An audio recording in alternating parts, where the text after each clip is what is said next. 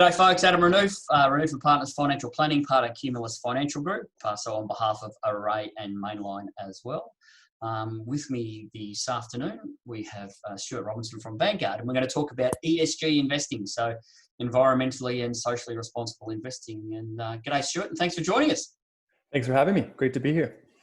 Fantastic, thank you. And Stuart won't sing his own praises too much, but Vanguard are exceptionally big and exceptionally interesting in this marketplace. So hopefully you find some of the stuff he's going to go through today really, really interesting. And we will go to the standard disclaimer. So this is general advice only, speak specific, get your own individual advice to make sure it works out for you, etc. And Stuart will have his own disclaimer there at the end of the presentation as well. So I've pre-made some questions to go through with you, Stuart, but effectively I want to cover off today what is ESG? How big is that ESG market? What's the cost? Because we hear about the cost of managed funds or ETFs or a combination of both or direct shares. How has the market of ESG funds performed in recent times? And obviously your opportunity to plug Vanguard. Why Vanguard? Fantastic. So let's go on to the next part, and I'll let you go, please. Fantastic. So I guess, let's start with what is ESG. There's a lot of acronyms out there in the industry, so easy to sort of get confused. But when we talk about ESG, it's really referring to environmental, social, and governance. So these are factors that relate to a particular company's practices.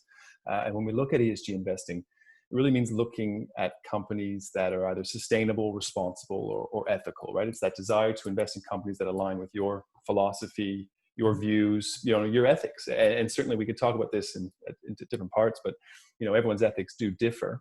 But the view around ESG is really identifying these commonalities, these certain practices that the majority would believe that's where they like to invest when looking to invest more ethically. Mm-hmm. And so, I mentioned environmental, social, governance. There's ways to identify where companies fit within those metrics, but it's really looking at, it's looking at issues like climate change, pollution, labor management, public safety, corporate governance, transparency, data security, and so on. And once identifying where that company sits within those frameworks and those metrics, if they have a strong record towards those issues, then you'd be looking to invest in those companies. And alternatively, if companies did not have that strong record, then you'd look to divest from them. You wouldn't want to be investing in those companies. So if you were looking at climate change or carbon emissions, you'd be looking at some of these mining companies, seeing how they fit in that sector and excluding them if that was what you were looking to do. Tobacco is probably a common example of company or investors looking to divest from tobacco for public safety and for their own views. And so, typically that's excluded from an ESG type filter. And there's different ways to go about it. And we can talk briefly now around that. But like I said, you could look at identifying companies that have a strong standing in socially or socially responsible or ethical practices. And you look to really invest in them. And that would be sort of a positive screen where you're looking at the leaders in those spaces around sustainability and so on, and looking to invest in those companies. Or negative screening, which is, again, looking at some of the sinners, if you will, in those spaces and excluding them. And so there's different ways to go about it. But when you think of ESG, again, it's looking at, trying to encompass, the majority's view on what a ethical or socially responsible company would be. Cool. So you end up with a positive or negative screen for the type of company, but then also on performance as well, like you do with all other businesses. Yeah, that's right. And I think when, we'll talk about how it's performed and so on, but I think, initially, the notion is that, we're looking to cater to investors who just do not want to invest in certain companies. And then typically at Vanguard, we get, the desire not to invest in tobacco or alcohol or mining or what have you. And so regardless of performance, because we're not sure how that'll pan out, yep, but we can at least give them what they're looking for, which is to invest in companies that they believe in, or even more so, not invest in companies they don't believe in. Yep. But when we start thinking about the investment merit, so that's sort of the philosophical merit. But when you think about the investment merit, there is a growing idea that this can give you better outcomes as well. And I know we'll talk to sort of how they performed, but I think moving forward, what will be interesting to see is that if you're investing in more sustainable companies that are looking to ensure that they're they're behaving the right way, and they're building towards the future, whether it be lowering their carbon emissions or looking at renewable resources or what have you, then there's the view that they'll actually perform better. They'll thrive. And so you want to be investing in those companies, not only because they're not deemed to be socially irresponsible, but that you would think that these are the companies of the future. Yep. No, excellent. So when we look at this one, this actually shows us how big this market is, or how big it's becoming. So can you talk to us about this one, please? Sure. Yeah. So and I know we're only showing 2018, but to think that it's well over 30 trillion in assets under management globally, and looking at it in Australia, it's close to $1 trillion. So I believe it was around 980 billion in assets under management, with an ESG focus. And it's growing. And at Vanguard, we're continuing to develop our range of investment strategies that would meet this criteria. Yeah. But it's certainly a segment that is definitely growing. I know the last slide, it showed sort of why people may look to invest in ESG, but there's certainly a segment where it could be mandated to do so. There could be either legislation or certainly rules with certain foundations, charities, universities, super funds that will not invest in certain practices. So you want to be able to accommodate those desires. Yeah. But what I found really interesting is, so we can see the growth at the top of the slide, that it's over 30 trillion in assets under management. And then when you look at the age brackets, anywhere from 20 to 29 to over 70, that's the percentage of those investors that'll be looking to invest in an ESG offering or have that preference to do so. And so there's obviously a segment across all age groups that have that desire. But, and I think it sort of makes sense notionally as well, that the younger, this is definitely a preference for younger investors. You'd probably see that with your clients yourself, Adam. Whether, not necessarily that they're more ethical, but I think they are more conscious of certainly their footprint in the world. They're probably seeing ramifications of certain practices or climate change or what have you, and want to ensure that when they invest, that they put that towards something that they believe in. Absolutely. And for the greater good.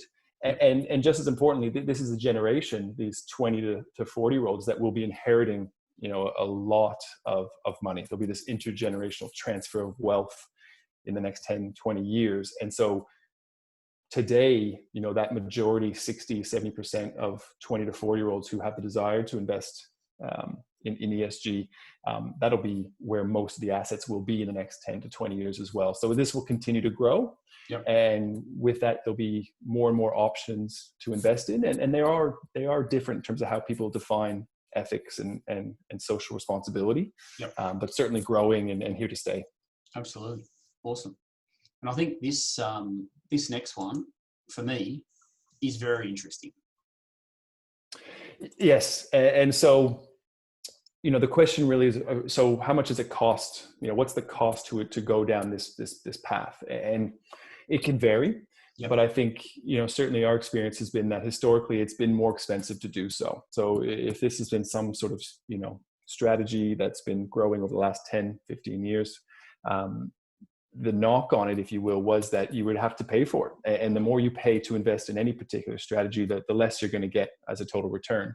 Yep. And so that was somewhat of a deterrent in terms of having to pay for it. There was also the notion that once you get rid of all these companies in these particular practices, and what we have on this slide is just examples of sort of commonly accepted sort of screens or filters, then what are you left with? Are you not left with many companies? And then there could be some concentration risk in only holding a couple companies. But what we found is, as this has grown, that it isn't always the case. So I'll give you an example from a Vanguard perspective. We have an ESG offering as a global equity fund or ETF that's 18 basis points. So 1.18% of your investment we would charge. Yep. And that's the same as our non-ESG sort of broad market exposure. Yep. Now, still, I would say that it's more common to see something over 1%. Yep. And I think always you'll find that ethical investments can be more expensive. There's more work in the back office, right? There's more work behind the scenes. They need to research every company. They need to visit these companies, these offices, these factories, and ensure that there's proper labor management and practices going on. And so you do need to accept that you need to pay a little bit more. But I think over time, as we see more and more scale in this space, the notion that you're going to have to sacrifice returns or pay too much for it, I think that's starting to dissipate. Absolutely. And Vanguard's led the way for many, many years with ETFs as well. So that's right. That's right. this And is we've had our ethical offering out there. We call them ethically conscious funds or ethically conscious ETFs. And we've had them available for a couple of years now here in Australia. And they are the same, you know, in the global equity example, it's the same cost as our more sort of more broader index option, the one that doesn't exclude these sort of companies. So we're proud to give clients the option. And I think traditionally what we found was they were looking to invest in a Vanguard strategy, but over time they liked everything about it, the outcome, the experience, but they were wondering, can I divest from this company or this sector? And we don't have the sort of discretion to do that in some of our funds, but if we can create an explicit ESG offering, then very much we can accommodate those client desires. Absolutely. And I touched on a little bit around cost and the link to performance, but you know, certainly the Vanguard answer around, you know, what's the difference in performance?